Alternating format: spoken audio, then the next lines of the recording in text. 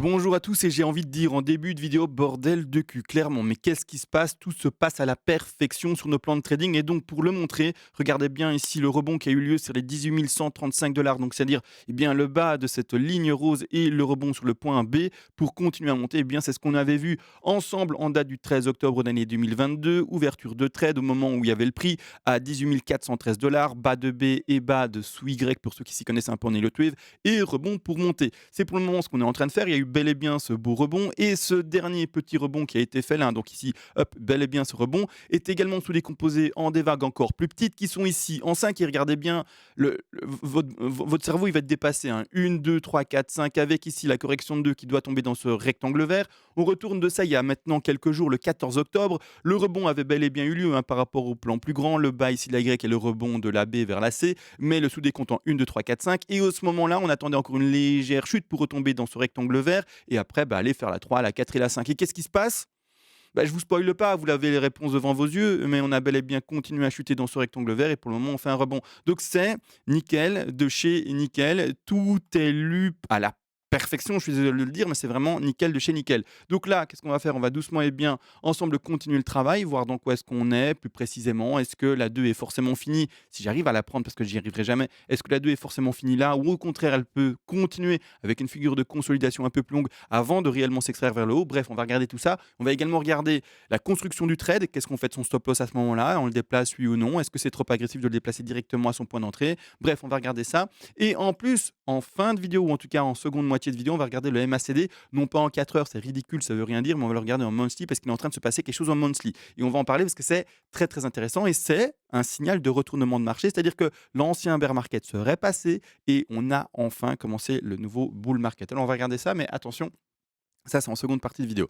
Premièrement, on va attaquer ce décompte ici qui est en beige, donc la 1, 2, 3, 4, 5, c'est le décompte qu'on avait posé ensemble il y a de ça maintenant 2 ou 3 jours par rapport au décompte de la C. L'objectif, je le rappelle, c'est tout de même de monter aux 22 340 $ dans un temps modérément long, d'accord? C'est-à-dire dans quelques jours, une semaine, 2 semaines, 3 semaines peut-être, peu importe le temps que ça mettra, mais c'est pas dans 4 ans qu'on va à 22 000. C'est ça que je veux vraiment exprimer, c'est dans un temps plutôt court, assez rapide, c'est-à-dire, comme j'ai dit, voilà, quelques jours, une semaine, 2 semaines, 3 semaines, 4 semaines.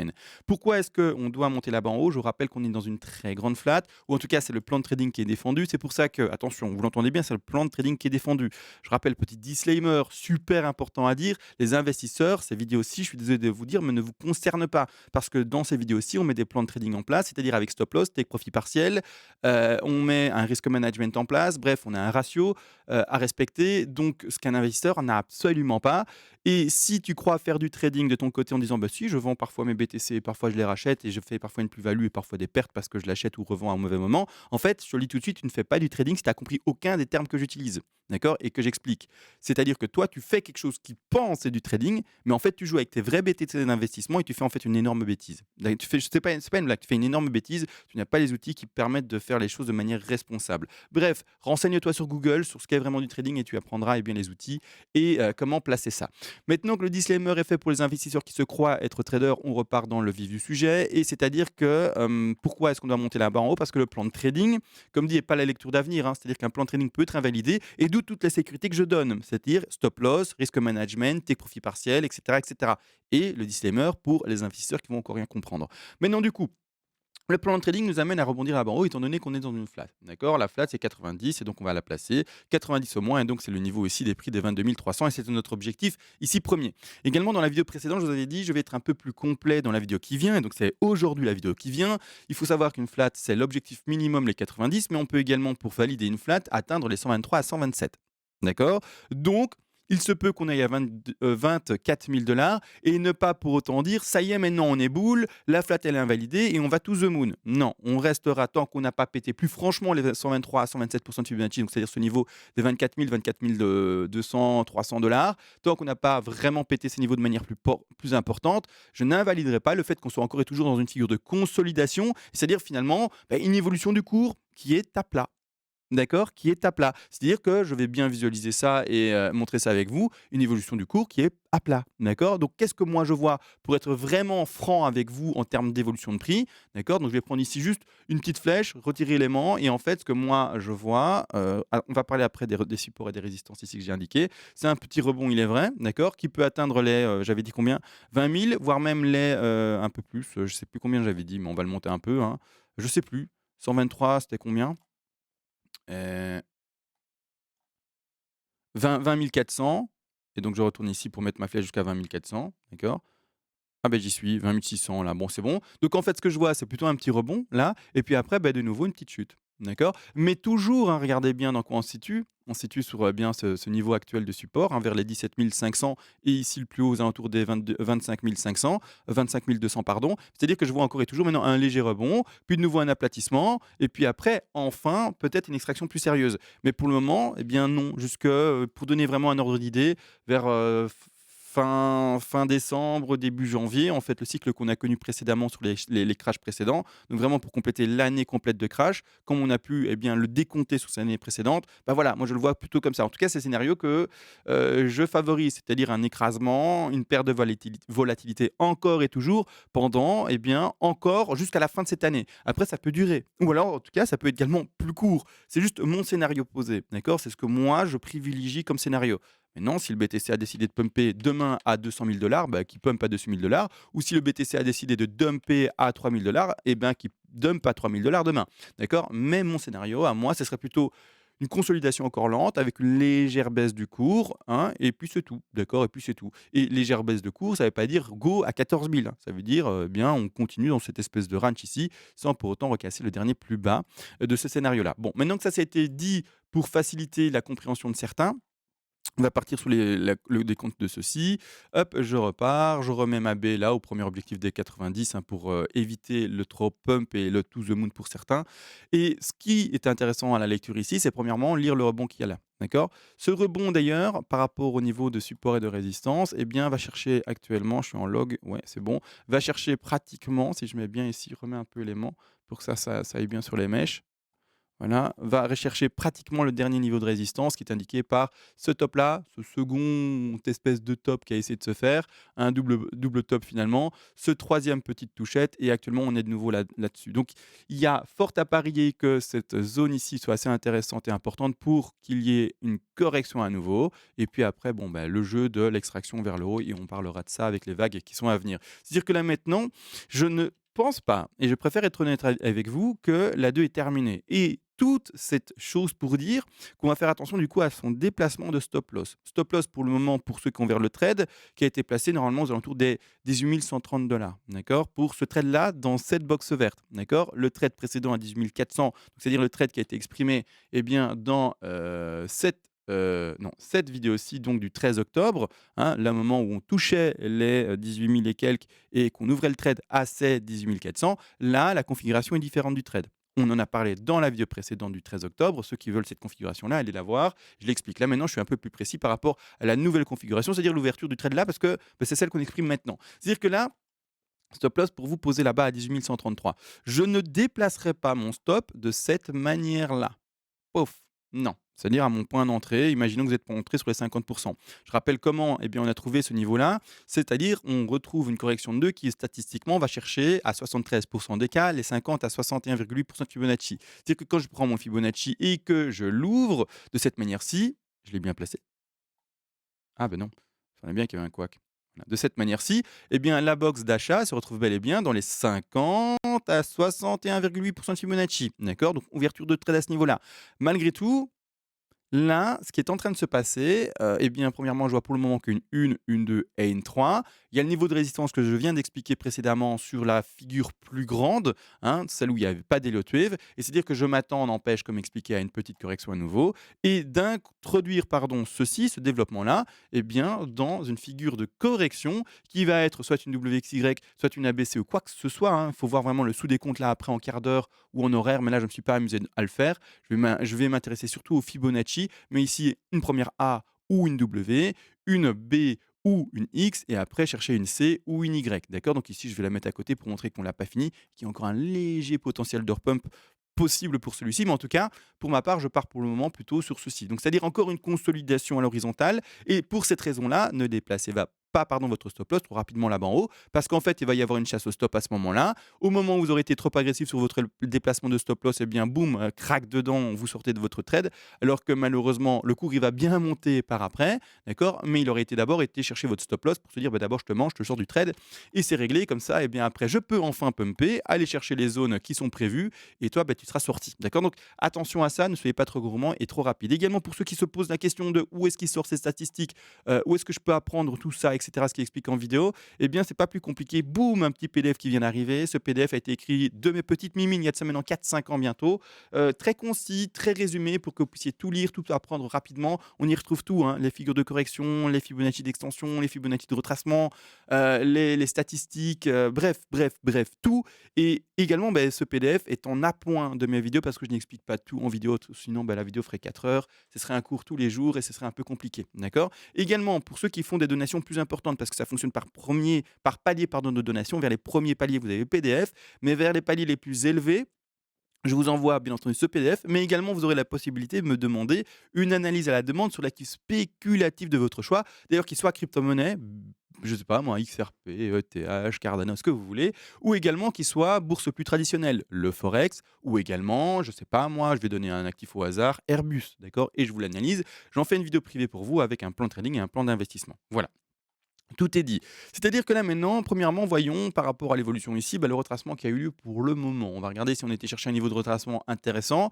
Voilà, on allait passer les 61,8. Bon, ben, ce serait sympa d'aller chercher les 76,4 pour dire qu'on fait une très très belle figure par rapport au Fibonacci. Après, on verra. Mais là, maintenant, clairement, on est déjà très bien pour un rebond de B ou voire même un rebond de WX. Et donc, c'est-à-dire un rebond de X et ensuite continuer la chute. Si jamais, partons du principe que cette affaire-là est le top actuellement. D'accord. Je vais partir à ce qui est réellement dessiné sur le graphique et pas partir trop dans des scénarios. Qu'est-ce qui est dessiné sur le graphique pour le moment où je parle? C'est une bougie qui s'est terminée à 19 682. Je vous montre comment on fait le travail. Vous, si vous voyez que la bougie plus tard, dans 1 heure, 2 heures, 3 heures, 4 heures, continue un peu à monter, voire même plus, peu importe, voire même beaucoup plus, peu importe, vous réadaptez votre Fibonacci par rapport à cela. C'est-à-dire que moi, en travaillant de cette manière-là, avec la bougie que je connais maintenant, les objectifs pour eh bien, la chute de ceci sera normalement au moins minimum les 61,8% de Fibonacci qui se retrouvent à ce niveau-ci. Donc je vais le placer là. Donc c'est très possible que on ait été chercher eh bien, le niveau d'achat ici avec la A, qu'on fasse une C en tronqué et qu'après, eh bien, c'est pas vraiment tronqué parce qu'elle atteint ses objectifs, mais une C qui ne parvient pas, elle est en dessous de sa A, et par après, simplement, eh bien, let's go pump. C'est tout à fait possible.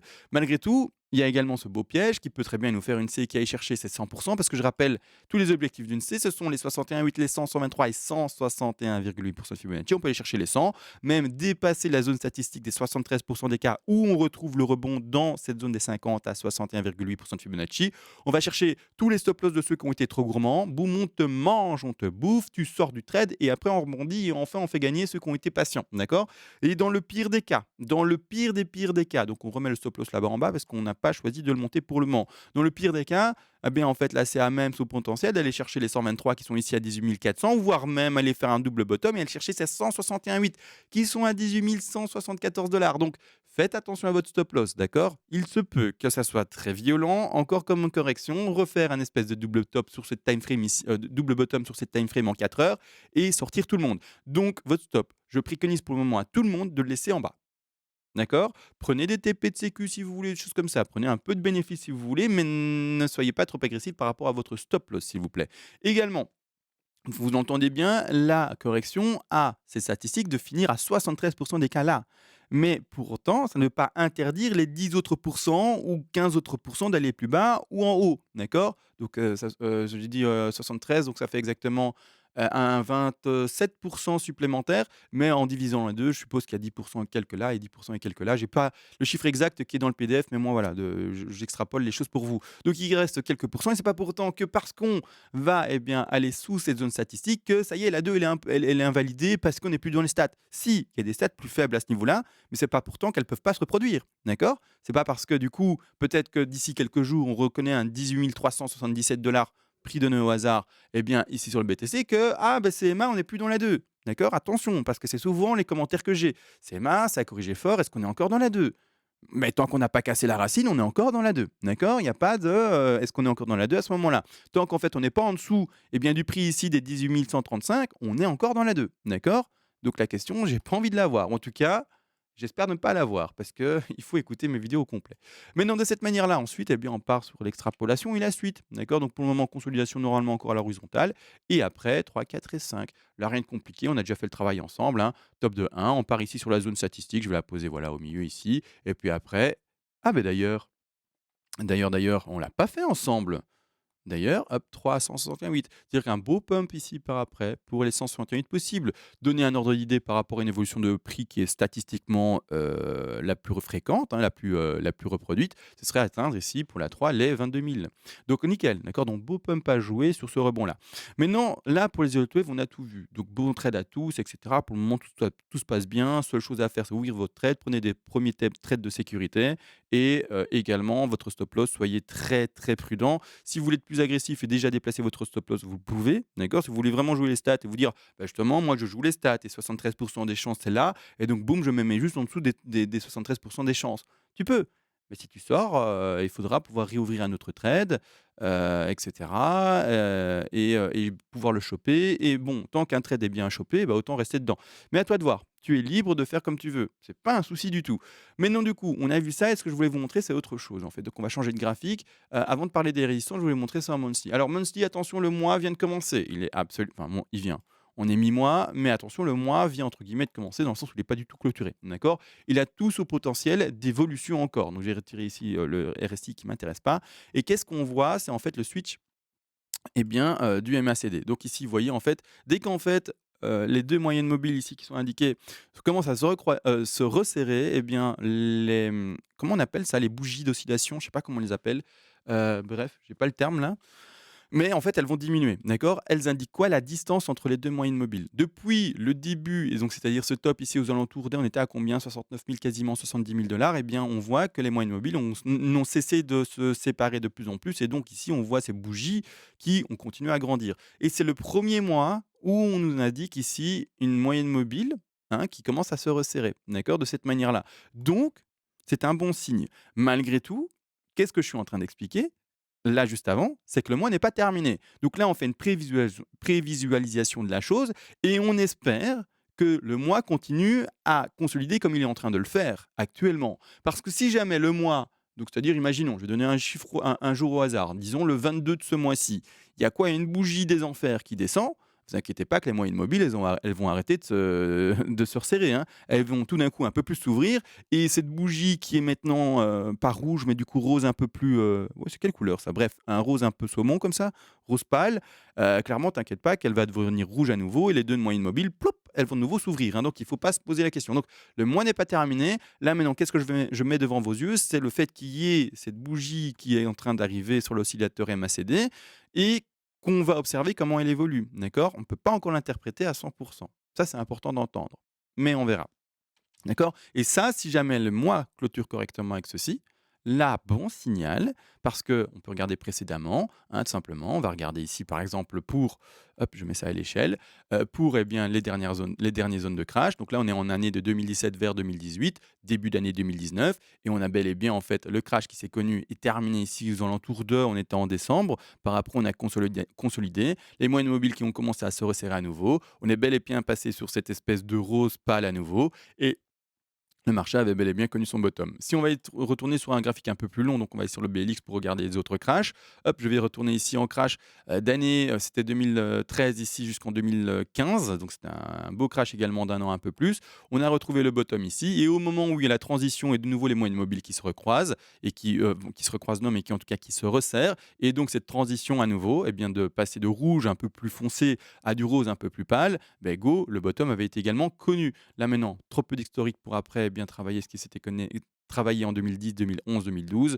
Pourquoi? Bah, parce que encore une fois, les moyennes mobiles, eh bien, c'est tout simplement basé sur une fréquence suffisante eh bien, d'historique et là, on n'en a pas pour se construire. Donc voilà, c'est juste ça.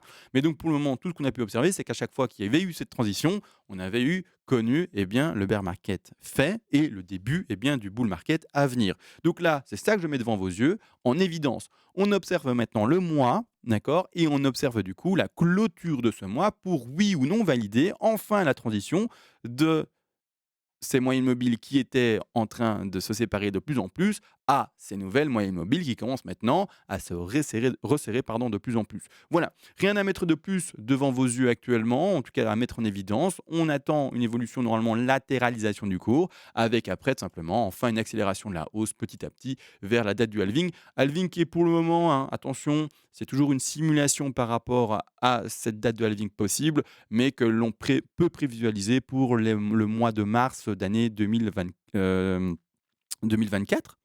Ah ouais? 2024. Mois d'année je vais vérifier ça, mais c'est en 2024 le prochain?